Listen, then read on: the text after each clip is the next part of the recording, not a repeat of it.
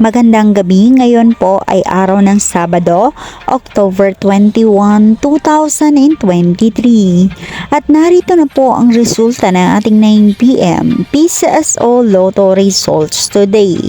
At para po sa draw natin ngayon ay ang Grand Lotto 655, ang National Lotto 642, ang 6D Lotto, ang 3D Lotto at ang 2D Lotto. Para po sa mga bago nanonood, huwag niyo pong kakalimutan mag-subscribe sa aking channel at pahit na din po ako na notification bell para updated po kayo lagi sa aking mga bagong upload. At para naman po sa update ng ating Lotto winners, ipinopost ko po siya under our comment section. Maraming salamat po.